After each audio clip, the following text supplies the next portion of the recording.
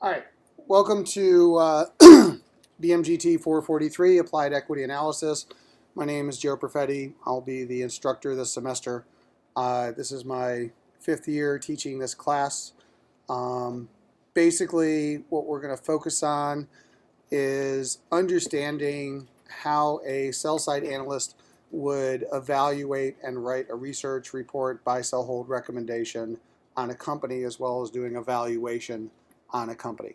Right? That's what we're going to basically spend a lot of our semester on. The key word to this semester is applied. So to be in this class, you should have completed all your core finance work, be either a second semester junior or a senior. Basically, I'm assuming that you know the material for your previous classes, and we're going to spend most of our time on the applied side, turning what you've done and the theory into real-world application. So that's going to be our focus this semester. So we'll be talking a lot about real companies, using real-world examples, and we'll be using a lot of real-world data. This is not a class in Harvard Business School case studies. This is my part-time job. So in addition to teaching 4 sections here at Maryland on Monday and Wednesday, I do this work professionally for a living. I have my own company. I do some work at Wharton and Duke, executive education for some of their clients. In fact, tomorrow I'll be in Miami, actually Fort Lauderdale, working with Molson Coors, Top 60 Leadership Retreat, talking to them about some of the principles that we're going to be applying in this class. So one of the advantages for you is whenever I do work for some companies, the non-private information I can bring back into the class, and we'll use that as some additional working examples. Basically, in terms of the syllabus, I posted the syllabus to Canvas this morning. We used to use Blackboard. Now we're going to use Canvas. I'm still going up the learning curve, probably like you, and trying to figure out how to use it. But we will be relying on Canvas pretty heavily this semester for assignments and also for information. So on Canvas right now is both a copy of the syllabus and under the Files directory, a copy of Lecture Note 1, which we're going to be going over in class here today. This semester I'm teaching 4 sections of 443 at the undergraduate level. I did one at 11 a.m., got this one at 12:30, there's one at 2, and one at 3:30. On the syllabus, that is my email address, that is my cell phone, that is the easiest way to get in touch with me. I do have an office on the 4th floor in the finance department, 4468. I'm only going to be on campus on Mondays and Wednesdays, and so my office hours are before the 11 a.m. class, between 10 and about 10:45 on Mondays and Wednesdays, and I'll have them in 4468. In addition, I have 2 teaching assistants this semester, Rafi Benzaquin and Lisa Murakami. Both were 443 students last semester. They took the same class you're taking. They did both very well. I think they understand the concepts, and they are here to help you. The TAs will also be responsible for the vast majority of grading this semester. And again, they will also be holding office hours. Rafi will hold office hours Wednesday between 4 and 6. Lisa on Thursday between 1 and 3. Lisa's also said that she's going to spend a lot of time in the Bloomberg lab on Tuesdays for those looking for additional Bloomberg assistance. That is their email address and their cell phones. So as I mentioned, the course itself is going to focus on equity analysis. 4 major parts to that. 1, we'll talk about the EIC framework, which is basically about a half of a company's performance is going to be based on external factors, industry rules, macroeconomic changes, etc. And so we're going to give you a framework for understanding how the external environment will affect the valuations of companies. Second, we're going to do historical financial analysis. What's really unique about this class is this second piece, in that I've done work at McKinsey in the past, and actually have good friends at Wharton where I do some teaching that actually teach sort of the McKinsey framework to the Wharton students. We're also teaching it here to you as Maryland students. And they have a process by which they take accounting statements, convert them to an economic framework, which makes the valuation analysis very straightforward. That's the process that I'm going to teach you how to do this semester. And essentially, it's going to help us do better historical analysis of the companies that we evaluate so that we can eventually predict their future valuations. So a lot of the historical analysis will involve converting financial statements into this economic format and then understanding what the economic format tells us about companies. Third, we're going to talk about multiples and comparables or comparables, valuation, PE, PEG, enterprise value ratios, how that's done, how they're actually used. And then fourth, we'll spend a lot of time focusing on actual valuation. As part of the semester, you will build a cash flow valuation model and in Excel. So by the end of the semester, if you don't know Excel, you'll be extremely familiar with Excel. It's going to be a lot of Excel work this semester, particularly after the midterm. The textbook for the class is Valuation, the 5th edition. The syllabus says it's the university edition, but the non-university edition is fine. In fact, I'm using the Kindle edition. So you can use the Kindle edition. You can use, if you want to do an ebook, the non-university edition, 5th edition, or the university edition. All will suffice, but you need the 5th edition. The 4th edition and the 5th edition are completely different. The book was completely rewritten.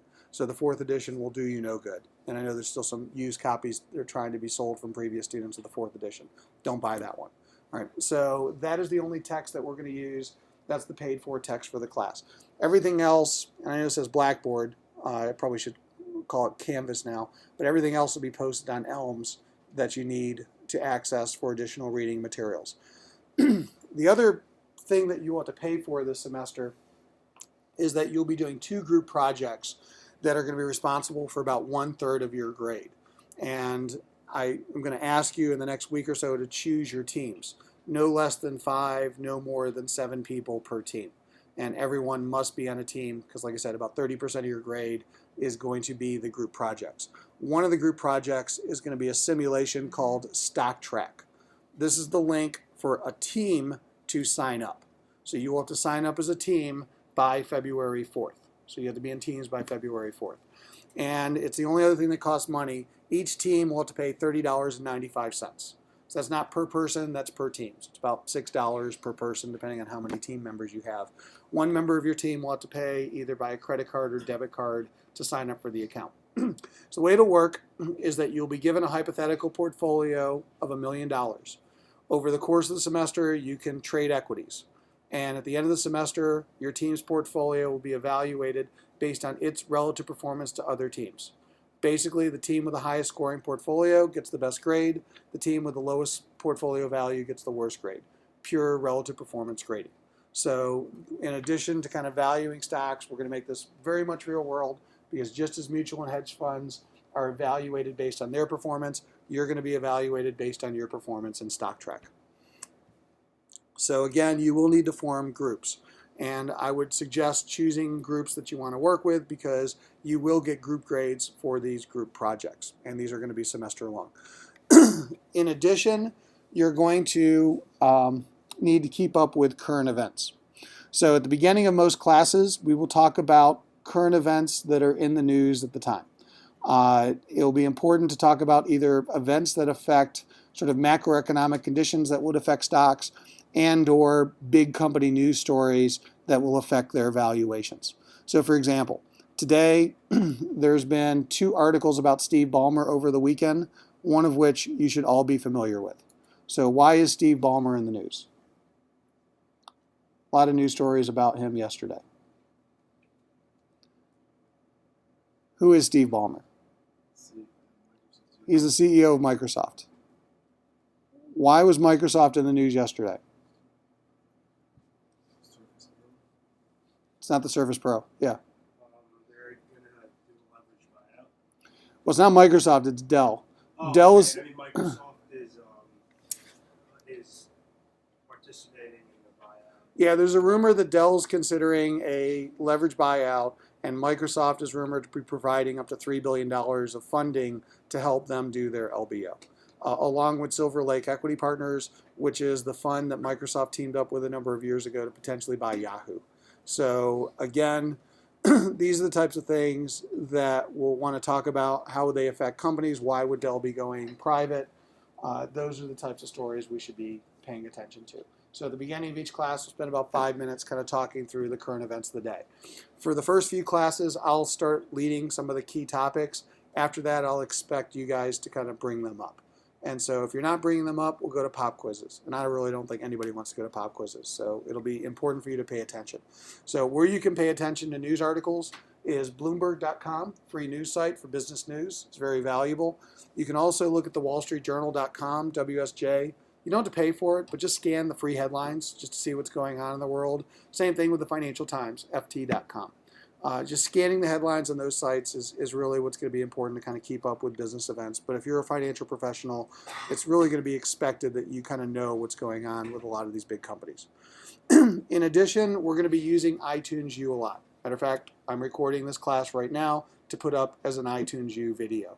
So I don't know if you've used iTunes U in previous classes, but Maryland is really pushing faculty to experiment with doing more online blended education. So we are going to be bleeding edge this semester. We're probably going to do 6 classes online in lieu of physical classes where there'll be recorded videos you'll watch on iTunes and then have assignments or case studies that you'll do as part of that. The first one will actually be next Wednesday. Unfortunately, I'm having surgery. I'll be under anesthesia, so I probably won't make it in on time. So nothing really serious, but basically that'll be our first iTunes U class. So there will be no physical class next Wednesday. You'll watch an iTunes U video. You'll then go to the Bloomberg lab, and then you'll do an assignment in the Bloomberg lab, which we'll call Bloomberg case study. So those will occur throughout the semester. And I'll give you some advance warning on those. The way that iTunes U will work is that there'll be a video, which is unprotected, posted on our class iTunes U site. The link is in the syllabus. I'll also put it on Canvas. You need iTunes on a Mac or PC just to access the site and download the video. Once the videos are downloaded, you can put them on any device or any machine to watch them. All right. My goal last semester was to do this for 4 or 5 classes. We ended up doing it. I recorded, I think, 14 videos. What ended up happening is they got very popular with the students, and we actually started just recording almost all of the classes, the lectures, so that people could go back and use those as reference, which is probably a practice we're going to start this semester. That's why I'm already recording today. So there'll be a lot of video content that you'll use as supplemental material as well. Your grading is based on a 100-point scale. So what's not going to be important is the score in any individual assignment. But what you're trying to do is accumulate points for the semester. And I know we're now into plus or minus grading. So to get an A- in this class, you need 90 out of 100 total points. To get a B- in this class, you need to accumulate 80 total points. Right? So this is the distribution of the 100 available points. 10% or 10 points this semester is based on attendance. I'll start this out with a word of warning. If you want a class in your second semester senior year that is show up for the first class, show up for the exams, show up for the last class, and none in between, this is not for you. You'll most likely fail this class, or at worst, get a very barely passing grade. So I strongly encourage you, if that's what you want to do, find another class. Drop this one. It's really not for you. This class will require attendance. The reason why is this is a process class. So I'm going to teach you a lot about real-world processes for doing things, and if you end up missing weeks at a time, you will be clueless, you'll be lost, you will not know what's going on, and you'll be frustrated, and neither myself nor the TAs will probably be able to help you. So therefore, it's going to be very important to kind of show up. So the way it works is that 10% of your grade is going to be attendance. At the beginning of most classes, I will pass out an attendance sheet. You will need to sign the attendance sheet, and then that will be your record that you're here for the day. If you don't sign the attendance sheet, then you'll be given an unexcused absence. Everyone gets one unexcused absence that doesn't count against your grade. For every unexcused absence thereafter, you lose 2 points towards your semester grade. So you miss 4 classes, costs you 6 points towards your semester grade. Right? So unexcused absences are not showing up. I do allow for excused absences for sickness. If you travel for a university-sponsored event like a sports team and or interviews. So if you're going on job interviews, I'm very much encouraging you to help get you jobs, then those are considered excused absences. Now, I have 165 or so students this semester, so I'm not going to be able to keep track with any verbal conversations. So excused absences must be in writing, must be an email to me before the start of class. And you'll generally find that this semester that anything you talk to me about before deadlines, I tend to be much more flexible than after deadlines. So if you have an interview, send me an email. I have an interview on this date, this time with a company, can't make the class. That'll be considered excused. If you do the interview and come to me afterwards and said I couldn't make the class because I had an interview, I'll wish you luck, but I will still consider that to be unexcused. So again, you must send emails for being sick and or interviews before the start of class. 15% of your grade, 15 points, will be various homework assignments and in-class assignments, including the one next Wednesday that you'll do in the Bloomberg lab, which will be the first graded assignment of the semester. 20% will be the midterm exam, which will be an in-class 2-part midterm we'll take later this semester. 10% will be the stock track simulation that I just referred to as a group grade. 20% of your grade will be the group valuation project. After the midterm, I will assign an industry. So for example, let's say I say mining and commodities. So you might choose a company like Rio Tinto or BHP as a company that you will do your group project on and a valuation analysis. It will involve a 20-minute PowerPoint presentation and about a 30-page paper that you will put together as a group with a valuation of that company. So again, you'll use real-world data valuing a real-world company in a real-world industry. And that'll be kind of our semester-long other group project. So again, 2 group projects, 30% of your semester grade. Final exam will be a take-home exam, handed out the last day of class. That'll be 1/4 of your semester grade. Attendance policies explained here on the syllabus. Pretty straightforward. Stock track, you will need to sign up for stock track as a group by February 4th. You're going to use the same group for both projects. If you're not in a group on February 4th, I will assign you to a group. All right, so I'd strongly encourage you to try and work with the peers you want to before then. Otherwise, you're going to be assigned to a group on February 4th. Honor code, please follow it. Late assignment policy is pretty straightforward. I don't grade them. So anything turned in late will not be graded. You just won't get any credit for. So if anything causes you to want to miss a deadline or have to miss a deadline, talk to myself or one of the TAs in advance of the deadline. We'll consider giving you extensions. After deadlines, we're going to be much less sympathetic. Right? Course evaluation, you'll do it online at the end of the semester. And you will also sign up for a Bloomberg professional account. I don't know if anybody here has a Bloomberg professional account currently. Show of hands. All right. By the end of the semester, actually by next week, all of you will have Bloomberg professional accounts. So if you're not familiar with Bloomberg Professional, it's how Michael Bloomberg made his billions. He's the mayor of New York.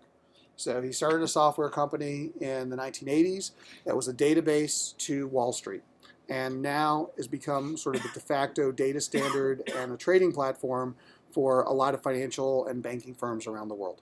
So you go work for Goldman Sachs, you're going to have a Bloomberg terminal on your desk. And so basically, it's very expensive software. It's about $15,000 per user per year that these banks pay to Bloomberg. The educational discount's a little bit less. Maryland spends about $100,000 on our university Bloomberg license. And we are the #1 school in the country for active Bloomberg users as students. So as a student at the University of Maryland, the cost to you for your Bloomberg account is free. So we have terminals, and a Bloomberg software is loaded on a Bloomberg terminal. Because the software is so expensive, you will not be able to download and install it on your own PC. Every software copy is registered with a serial number to a specific computer. If you try and download and install it, it'll ask you for the serial number. If you call Bloomberg, they're going to ask you for a credit card. So you must use one of the Bloomberg terminals that are at the school. So in terms of Bloomberg terminals, there is one in this classroom, and you'll see that it's a Bloomberg terminal because it's got this kind of funky colored keyboard with the words Bloomberg on it. So this is a Bloomberg terminal in this room.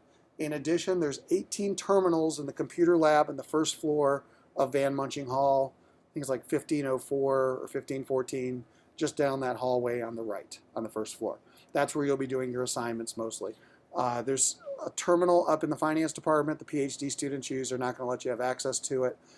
There's a terminal down in the basement that the SEMBIT fund uses. They're not going to let you have access to it, most likely. There's a couple terminals in the DC campus and the Reagan building, in the Baltimore campus and the Shady Grove campus, but the vast majority of terminals are in the first floor lab. And so what's going to happen is next week, or by next Wednesday, you're going to have to sign up for an account. It's a process that takes about 3 minutes. So by teaching the class, I also happen to have a copy of the Bloomberg software on this laptop. So when the software is launched at a terminal, which hopefully it will work here in the video, see it has an individual serial number for this machine, it'll bring you to a screen that looks like this. You choose your language, and in this case, I'm going to choose English. If you have an account, it'll ask you to log in, and what you'll do is if you don't have an account, there'll be an option here to create a new login. All right, so if you click on that, it's pretty simple. It'll ask you to type in a username that you would like. It'll ask you if you've ever used Bloomberg before, and it'll ask for a phone number, preferably a cell phone. They'll either call you or give you an SMS text with a confirmation code. Because each Bloomberg software terminal has its own unique serial number, if you register in the lab downstairs, Bloomberg knows you're at the University of Maryland campus and will give you a free license. You don't need a UMD email address. Any email address will work, but you have to do it at one of the Bloomberg terminals on campus. Once you do that, you type in your name, put the confirmation code, they'll give you a temporary password. You can change your password if you like, and then basically that will let you log in to the Bloomberg software. So just as a quick preview, if I log into Bloomberg, we're going to be relying on this pretty heavily this semester to get company data. In addition to equities, Bloomberg also made its name for fixed incomes. There's a lot of debt information on here as well. But one of the things I was showing in the previous section is that at the end of today, there's a big tech company called Apple that's going to be reporting its earnings.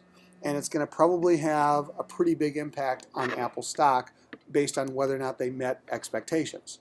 So you're going to read in the papers and the press whether or not they beat or met the earnings and sales estimates. Well, with Bloomberg, you can see what those estimates are.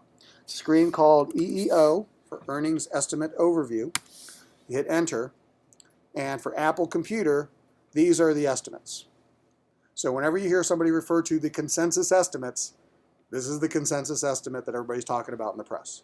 So it's basically, there's 44 sell-side analysts that are covering Apple that are putting in a guess for sales. And right now, the average of those 44 guesses is $54.878 billion. That is the number that people expect today that Tim Cook is going to report for Apple Computer. So if Apple doesn't hit that number, there's going to be a lot of disappointed analysts. Same thing with earnings per share. The guess today is $13.53. So that's the number that analysts at Wall Street are expecting to hear from Apple Computer. So again, Bloomberg will give us access to consensus data, which will be very important, not just for this quarter, but it will also do it on an annualized basis. So for example, didn't know if Apple was this big, but in 2 years, people expect Apple to be $247 billion in revenue, right, in 2 years from now. Becoming a pretty big company, right? Another example of what Bloomberg will get you is, I know in Sue White's class, you were asked to calculate a beta. If I type in beta and hit enter, then Bloomberg will aggregate in real time all the data to get a beta calculation for a company. So there's 2 years worth of changes in weekly stock price at Apple, 2 years of changes in the S&P 500. There's the trend line, there's the slope, there's the raw beta. If I wanted to do a 5-year beta, 2008, hit enter, it just added the data points and redid the beta. So again, it's very good for giving you real-time information about companies. It also gives us access to historical financial data, a lot of other things about companies, analyst opinions, analyst reports, etc. So again, next Wednesday, you will have to create your account, go to the Bloomberg lab, and do an assignment using some of the data that's coming out of Bloomberg. But we'll be using this pretty heavily this semester. All right, iTunes U, to access iTunes U, that is the link. So if you put that link into a browser, it will ask you for your UID and password, and then it will bring you in iTunes to our class site for iTunes U, where you'll be able to download the class videos. I'll also put this link on Canvas, so you can click on it and hyperlink to it from our Canvas site in Elms. In terms of the outline of what we're going to be covering this semester, these are the class dates. On the right are the assignments. Generally, you should try and complete the readings for the assignments for the Monday of each week. So today is really just an intro of the class, talking about the syllabus and ability to start forming groups. And also, as I said, we're going to go over sort of a lecture note in just a couple of minutes. Starting next week, we're going to cover the concepts of fundamentals of what we'll call value creation. That's going to be chapters 2 and 4 in the textbook. You'll also need to sign up for a Bloomberg account. Again, next Wednesday while I'm having surgery, that's going to be an iTunes U class. And you're also going to be in the Bloomberg lab doing your first graded homework assignment rather than coming to this lab. Right? Following week, we're going to do EIC, so Economic and Industry Analysis. That's where you're going to start to look at the external environment and how it impacts a company, the frameworks associated with that. Also, on Monday, February 4th, stock track trading begins. So you need to be in a group by February 4th, and you need to create a stock track account by February 4th as a group so that the $1 million hypothetical dollars will be deposited in your portfolio, and you can start your stock track trading sim. Right? Next, following week, we'll then get into what we call frameworks for valuation, and that will also be an iTunes U class. For the last 4 years, and this is now the 5th year, every week for Valentine's Day, I go to Santander in Spain, and I teach at their minimum security prison corporate headquarters just outside of Madrid. And they don't really celebrate Valentine's Day in Spain, so just arbitrarily is that week. So I'll be in Madrid. It's happened every year for the last 5 years, this is the 5th year. So that will be an iTunes U week as well while I'm in Madrid. So we'll be talking about sort of introduction to frameworks for valuation. And as I said, you'll do another Bloomberg Lab case study that week. Week of the 18th is going to be a critical week. That's going to be the reorganizing the statements week.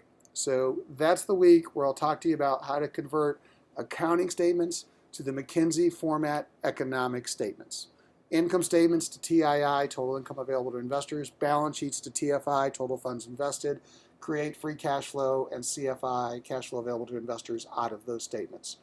That's the week you're going to struggle with. You're going to hate it. It's going to be miserable for you. Because those of you that aren't accounting majors thought you can get away from accounting, it's coming back. Right? And you're going to have to realize, remember your accounting. Matter of fact, I strongly encourage you to identify some of the accounting majors in this class, because those are probably people you want in your groups to help you as you struggle with remembering some of the accounting. So again, we'll talk about reorganizing the statements.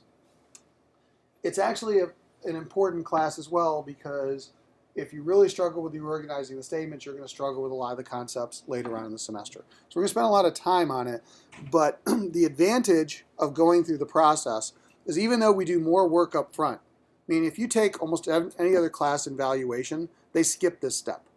They do what's called the direct method of valuation, which is they go from accounting statements to forecasting cash flows.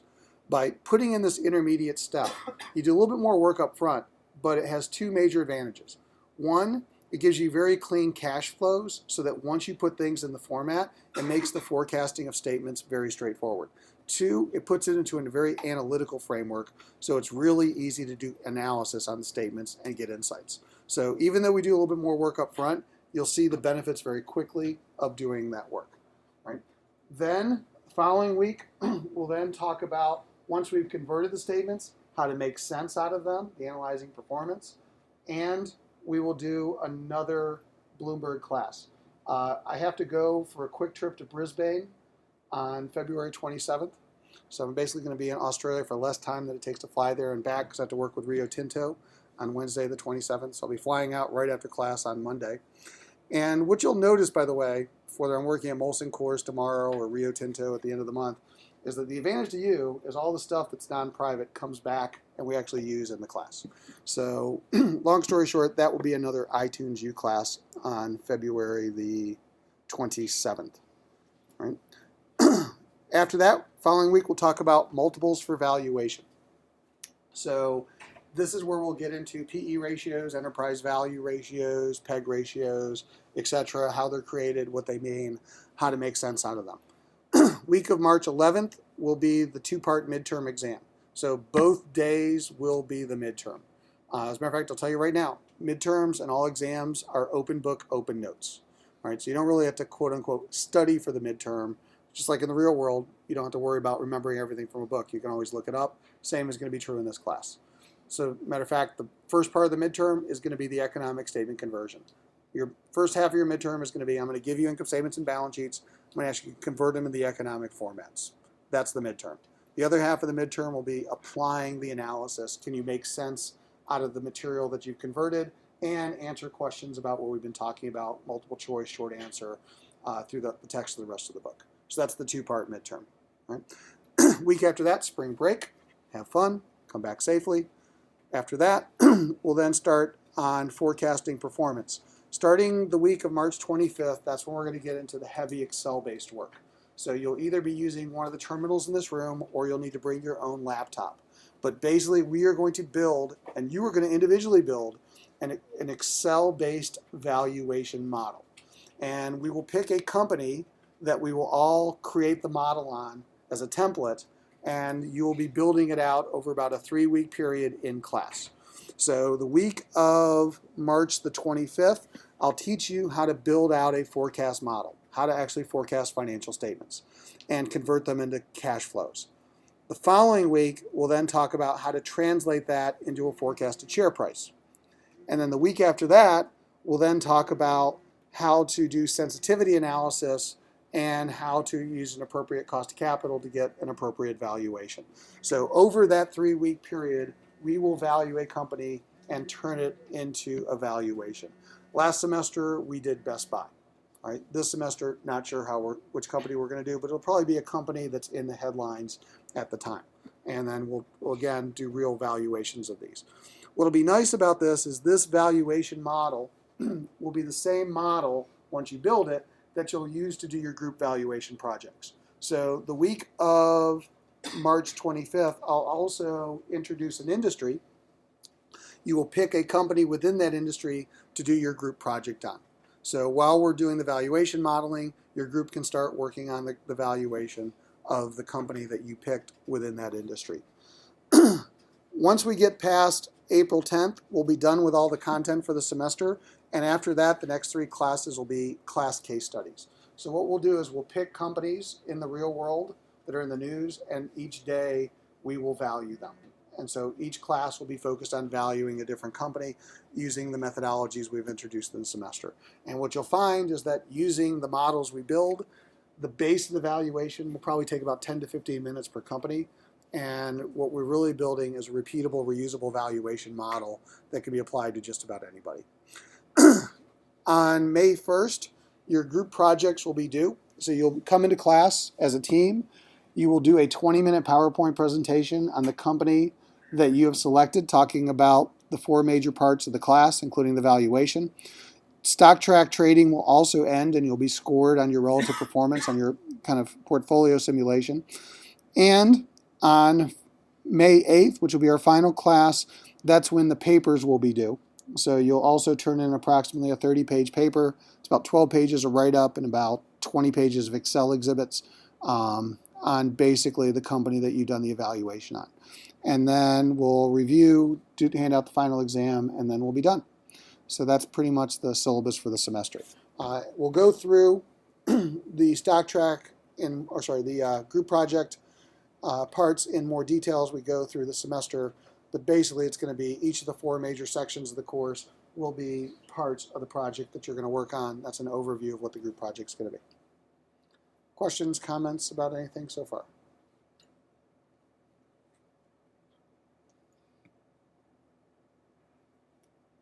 All right. So the other thing I wanted to cover today was sort of a general introduction to, we'll call Lecture 1, some of the concepts we're going to be covering in the next few weeks. So think of this as an intro. As I mentioned, I do a lot of work for real companies. I'll try and make what we do in this class as real as possible. So later today, I go to Fort Lauderdale, and tomorrow, as I mentioned, I'll be working with Molson Coors. Got about a 3-hour presentation to their top 60 leaders. The slides that I'm about to show you are 10 of the slides that I'm actually going to be presenting tomorrow to their senior leadership.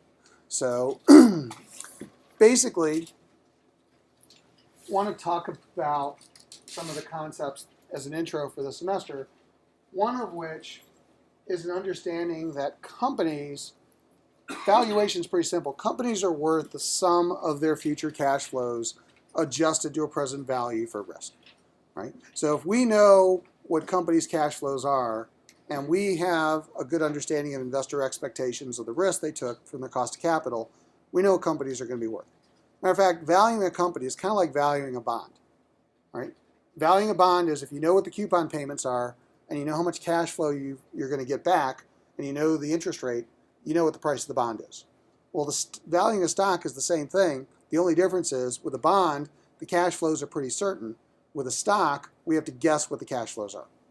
All right? So that's the key, is that companies are actually worth the expected cash flows, not the actual cash flows, because we have to guess what those cash flows are going to be. Now, what the academic research suggests is that if we look at long periods of time, more than 10 years, we look at big data sets, we see an almost one-to-one correlation between the value of a company and the cash flows they generate. Change in values of the companies and the cash flows they generate are based on the actual cash flows the companies generate. Because what ends up happening is over time, the expectations are replaced by the reality. Because otherwise there's an arbitrage opportunity.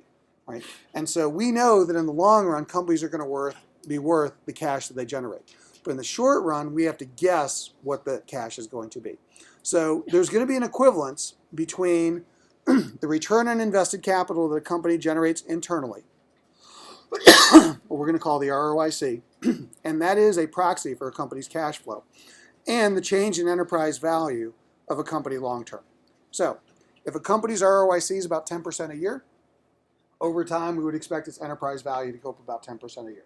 If the company's ROIC is about 20% a year, we would expect the enterprise value of a company to go up about 20% a year.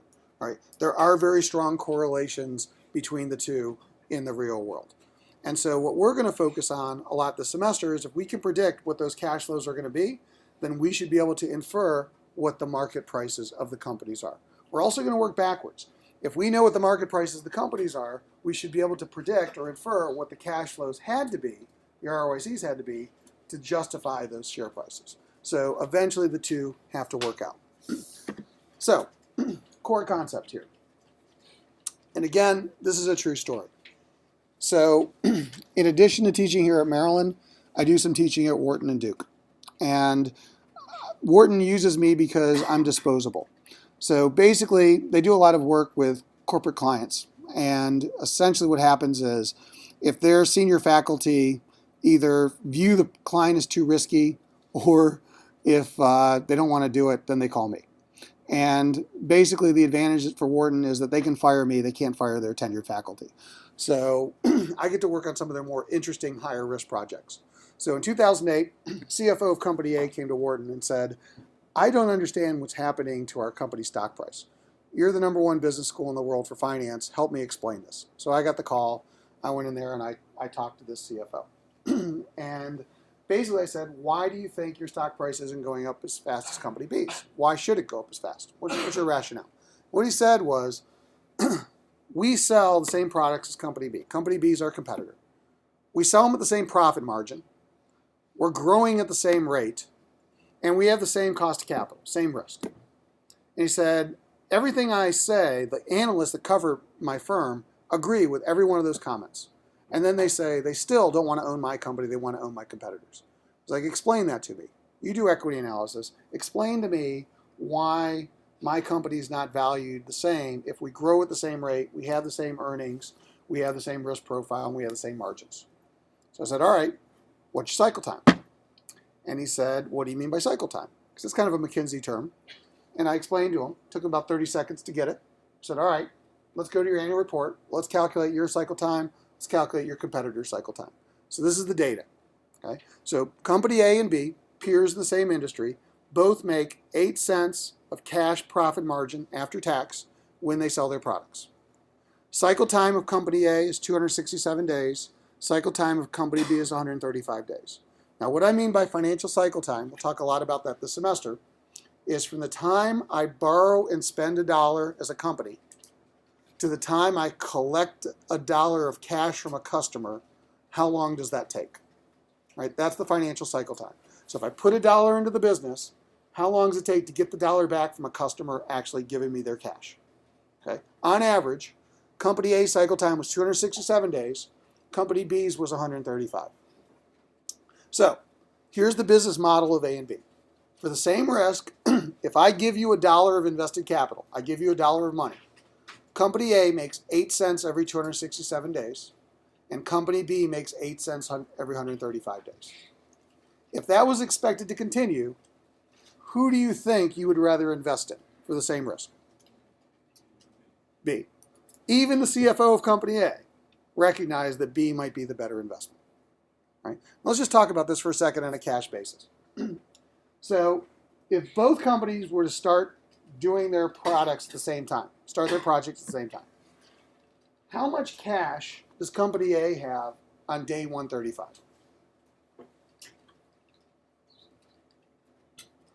It's actually 0.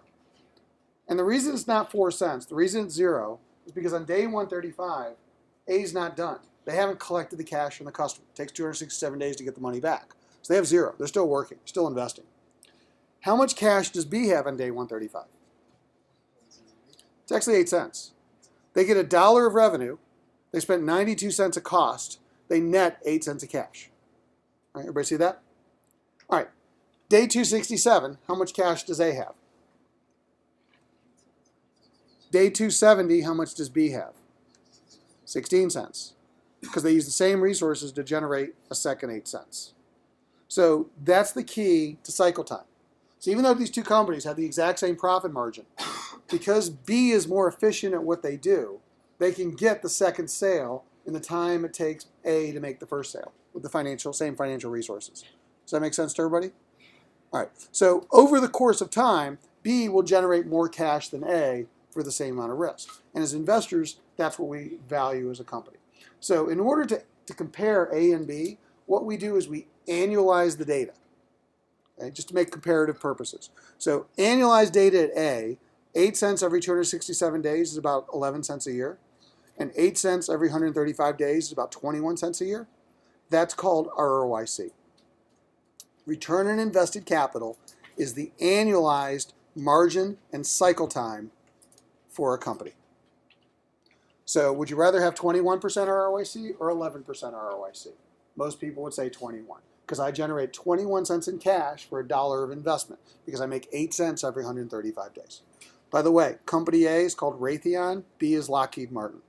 And A's CFO is named Dave Waygrass. He's still there. And basically, this is the reason why Lockheed Martin in the defense and aerospace industry is considered the gold standard for investors. It's not because Lockheed Martin makes more money than Raytheon or some of their other defense peers. They all make about the same margin. They're all selling to a government who knows what your margins are and restricts your markup. Right? The reason Lockheed Martin is more successful is because they're more efficient with their processes and they don't have to spend as much resource to generate that revenue. And they've done that for a very long period of time. And they, not just Raytheon, relative to the other defense and aerospace firms, have much faster cycle times. And what I'm telling you is return on investment, what's important to investors, is the combination of the two. Okay? So higher return on investment is more cash flow. Well, if these are publicly traded companies, then we can use this data to help us understand why companies might trade at certain stock prices. So one of the companies I worked with last semester is called Royal Caribbean Cruise Lines. And I went down to Miami, which is their headquarters in Port of Miami. I was talking to their leadership. And basically, I was trying to explain to them why their stock price wasn't going up over the last 5 years. So on this slide is a chart of the Royal Caribbean stock price over the last 5 years. On the bottom is the ROIC. So you can think of ROIC as cash.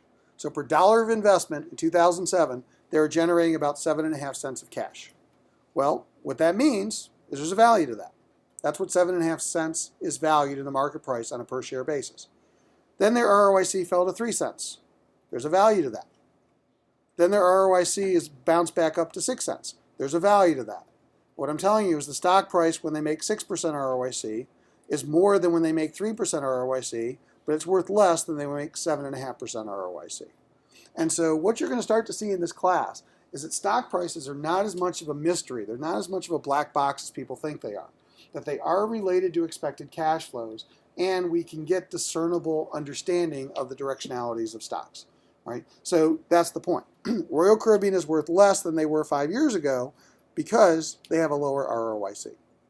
Right? Now, two drivers of ROIC: margin, cycle time in days. When you annualize that, that's the ROIC. So if Royal Caribbean's ROIC has gone down over the last 5 years, why? Call these value drivers. Margin or cycle time? What's the reason? All right, margin going from 14.7 to 12.4. Help or hurt the ROIC? It's going to hurt. They're making less money. What about the cycle time? Is that helping or hurting? So basically it's taking them longer to make less money. All right?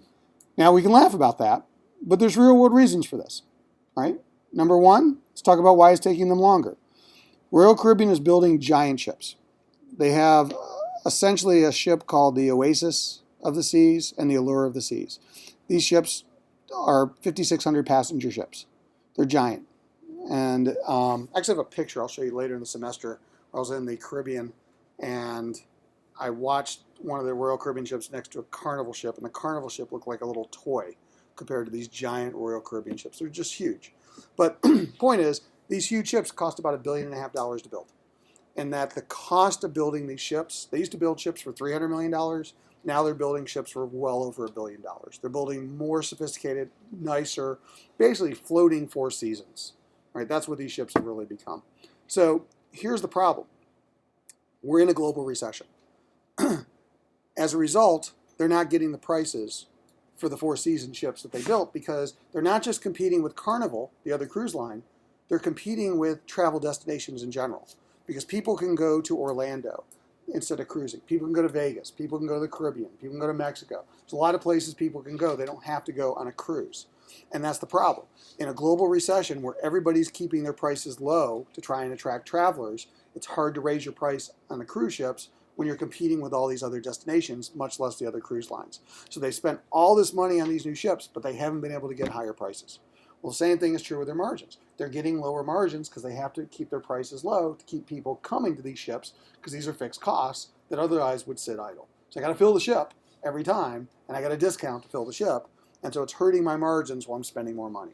And that's putting pressure on their share prices because they're not getting a very good return on their investment. In fact, that leads to our second core concept. Actually, before I do, I want to give you comparative data. Here's Carnival. So here's Carnival during the same 5-year period of time. There's their ROIC and there's their breakdown of margin and cycle time. Which stock do you think performed better? Carnival? Everybody agree that Carnival looks like they might have performed better? All right. Here's the second question. If the cost of capital for both of these cruise companies is about 8 to 9% per year during this 5-year period of time, did either of these cruise companies create value? So cost of capital would basically represent the expectation of investors for the risk. So that's the ROIC that you would have to earn. Think of it as like the expected internal rate of return, the WACC, right, that you should earn every year. Has either company earned their rate of return during any of the years? Okay. So how do you think their stock prices did over time?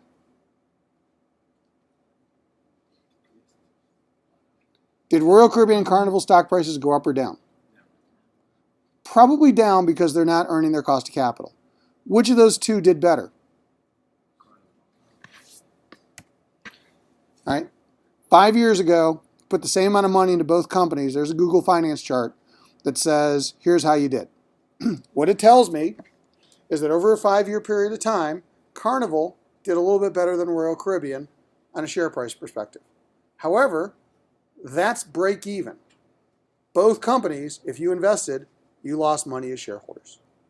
Right? And what I'm telling you is when we start applying the analytical frameworks of this class, then it's going to be very clear why these companies underperformed the market.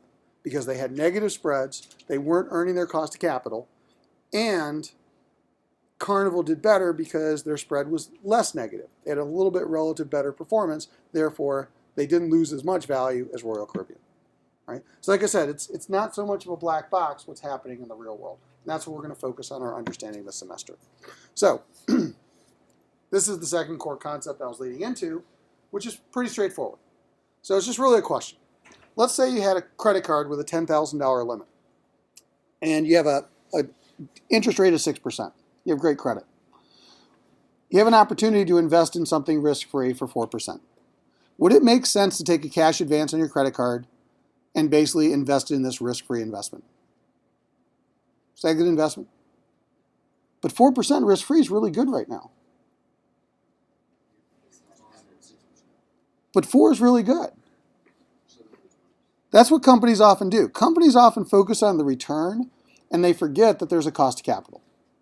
Right? We have to make what we're going to call positive spread investments. Spread in this class is going to be the difference between the 4% and the 6%. Right? Negative spread is like negative NPV. You're not going to get your money back.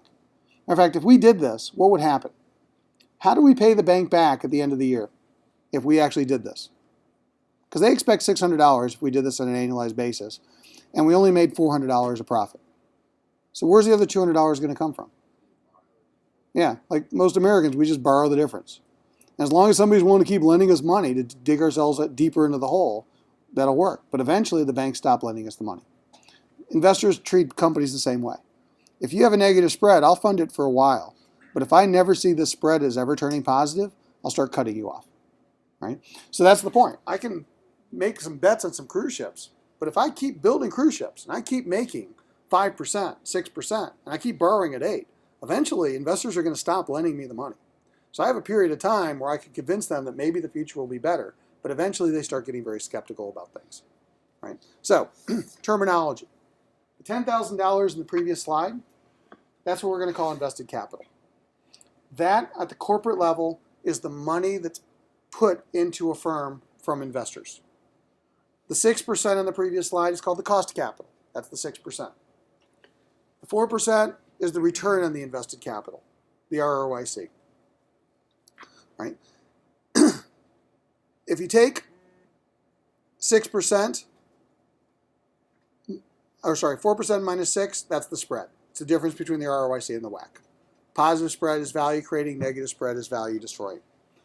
Now, if you take invested capital and you multiply it by cost of capital, that gets us something called a finance charge or a capital charge. All right? So that's kind of like the interest that you have to pay on the loan. If you take your ROIC times your invested capital, that's your profit. Profit minus capital charge is called economic value added, or EVA. Right? Except the Stern Stewart consulting firm trademarked this term, and they charge you to use it. So we can't use EVA because we have to pay to use it. Right? And generally they ask for about $2.5 million when they go to a company, and they ask that company to use EVA. So the rest of the world calls it something else. And in the book, we're going to call it economic profit, or EP for short. Right? But it's basically a profit after a capital charge. That's all it is. Right? And it's basically called economic profit or economic value add. It's value creation.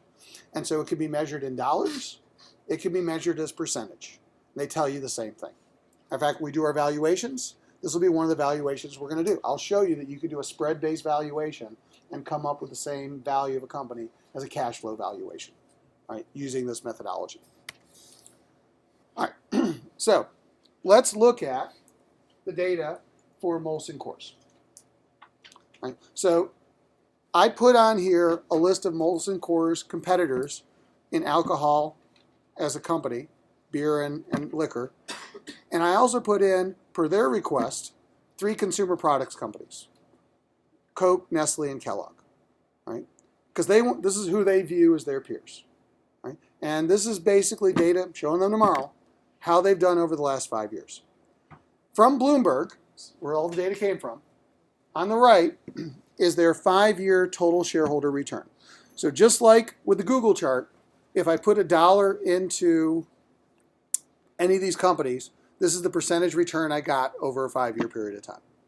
Right? And the answer for Molson Coors is they're the only beer company, only alcohol company of their peers to have lost money. If you gave them $1, it's worth 98 cents today. Right? Why? Why is Molson Coors destroying value over the last 5 years? That's right. They have a negative spread. Their WACC is higher than their ROIC. And they're growing it. They're doing more of this. They're basically destroying value at a faster rate. Right? So that is hurting the value of Molson Coors. Questions about that? Like I said, it's pretty obvious. Well, one of the things that we're going to focus on this semester is differentiating between ROIC and what we're going to start calling the operating ROIC of the business. Because ROIC is a simple measure that looks at the performance of all of the assets of a company. However, some of the assets of a company are what we're going to call operating, and some of the assets are non-operating. Meaning companies have non-operating assets, which are things that have nothing to do with sales. For example, Microsoft, we referred to earlier, has $66 billion worth of cash on their balance sheet. Well, they're not using that to sell any more copies of Windows. They just have a bunch of cash lying around. So if I look at a return on investment for Microsoft and I include the $66 billion worth of cash, it's going to give them a much lower return on investment, which is not really indicative of the performance of their core Windows business. So what I want to do is I want to take out the non-operating items, cash, when I calculate return on investment. So the same is true for the beer companies. So I recalculated all of the ROICs as operating ROICs. So just the performance on the operations of the business, selling products and services to customers. And I redid the ROIC calculation for all the companies. So the average is the average ROIC on just the operating part of the business. Does that also give us insight as to why Molson Coors might be underperforming their peers?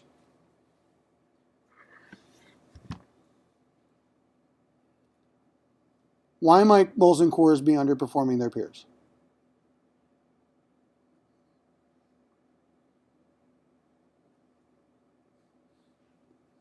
Well, look at the ROIC of their peers. So basically, I make 19.5 cents of cash for every dollar I invest if I just threw it into these peers as a whole. In Molson Coors, I only make close to 15. So on a relative basis, I make less money. Everybody see that? So therefore, I'm going to be worth less, all things being equal. Same principle. Now, here's the difference. As an investor, if Molson Coors wants to invest in growing their business, should they?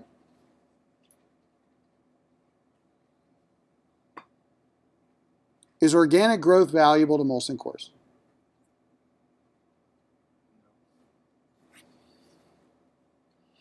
What's their cost of capital? What's their return on invested capital? All right, 3.8 if I throw in all of their assets. If I just look at basically the operating assets, which is really what they use to sell more beer, what's their return on investment? 15%. Is growth valuable to Molson Coors? It's actually yes. That's the other interesting point I got to make sure I convey tomorrow to their leadership, which is a very naive financial analyst would basically tell Molson Coors, stop growing, right? Because you're not earning your cost of capital, you shouldn't invest. But they have a lot of non-operating assets. And I'm not saying that those non-operating assets are not hurting their value. But if you actually look at their operations, right, the actual stuff that they use to sell more beer, it's actually a relatively reasonable return. Now, is it as good as their peers? No, but it's actually still a positive spread business. So it doesn't mean they should stop growing, right? They just have to improve the performance of the growth relative to their peers to do better. But it doesn't mean they should stop growing. And that's an important insight by breaking out the operating ROIC that we will actually start to make as we evaluate companies. Right. So, what are the two drivers of ROIC? We start calling these value drivers this semester. Margin, cycle time. Right? And this is just a simple table that shows you that if we wanted to make a 10% return on our investment, how would we get there? Right? Well, we have two ways to get there. One, we can make a higher margin. Two, we can be faster.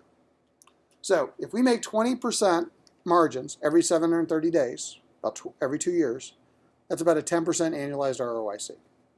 If our cycle time is every 365 days, we only need a 10% margin to make the same ROIC. If our margin falls to 5%, we have to double our cycle time again. There's an inverse relationship between margin and cycle time. So here's the other important point. If I have a low margin, can I still get a reasonable ROIC? How do I do it? I got to be much more efficient. I got to be much faster. If it takes me a really long time to get my product to market, can I still get a good ROIC? only if I can earn a high margin. Walmart, Nordstrom's. Where do they show up in this table? Where's Walmart? Why are they at the bottom? Low price? Well, they can't afford the employees. They have basically very low cost employees.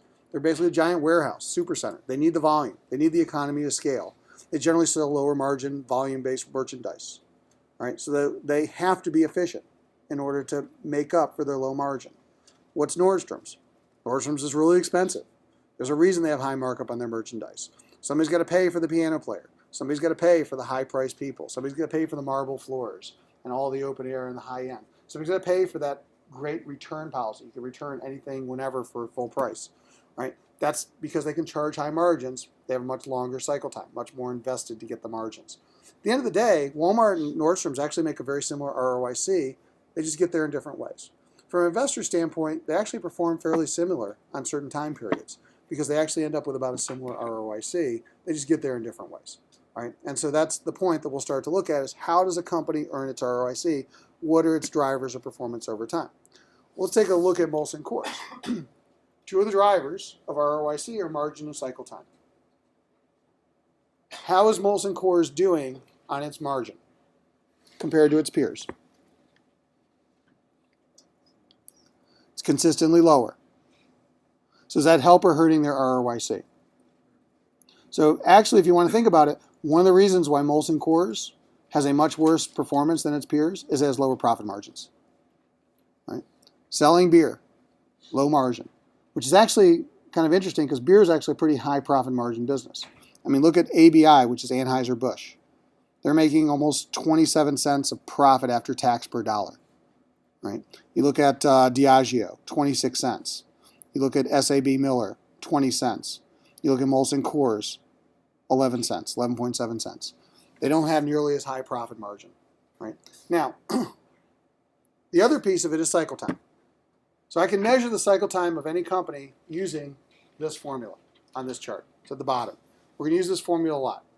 And it says financial cycle time is the total borrowed money, proxy invested capital, divided by annual sales or revenue. That's the percentage of a year that we're tying up the capital. If I multiply that by 365 days, I translate that into days. So 2 data points for Molson Coors. Last year, $2.7 billion of borrowed money, $2.7 billion of invested capital, $3.5 billion of sales. Divide my 365, 287 days. So they're basically tying up cash for 287 days on average. That's their cycle time. Right? Now, here's the other interesting point. If they're borrowing $2.7 billion for 287 days, that works out to about $10 million a day. Right? So the other thing that I know is what's the impact if they have 5 more days worth of inventory in their system because they had a production snafu? How much cash is that going to cost their balance sheet? 5 more days of inventory. How much cash is that going to cost them? Well, $10 million a day, that's $50 million. Here's the flip side. Let's say they go through a supply chain innovation and they actually knock 10 days out of their global supply chain. How much cash does that free up? $100 million. 10 days at $10 million a day. Right? So again, the reason I know it's $10 million a day, as I said, is they're basically tying up $2.7 billion for 287 days. So what I want you to start to understand this semester is financing, invested capital's proxy for the amount of financing a company needs, is a function of cycle time. Because think about this. Why would a profitable company want to borrow money? There's no benefit to borrowing money if you're profitable. So why do profitable companies have to borrow money? It's to fund the timing gap. It's to fund the timing gap between the time they borrow it and the time they get it back. They spend it, what they borrow, and then they take some time to get repaid. That's what cycle time is all about. So what I'm telling you is compressing cycle time for a company, cash flow wise, is like taking a wet sponge and squeezing it. Dollars really do come out. And so the companies that don't have to tie up the cash for nearly as long are, all things equal, going to be more valuable because they're not going to tie up as much borrowed money to get the same margin. And that's why it's one of the key drivers of ROIC. So one of the things that we'll look at this semester is we'll look at, when we convert the economic statements, we'll look at the cycle times of companies.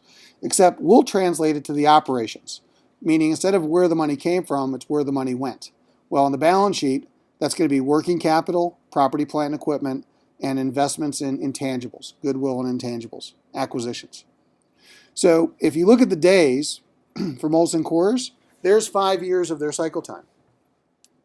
They went from 344 days in 2007 of cycle time to 287 last year. Is that a good or bad trend? They've actually gotten much faster, right? Now, where are they tying up all their cash in days? Working capital, PP&E, or goodwill?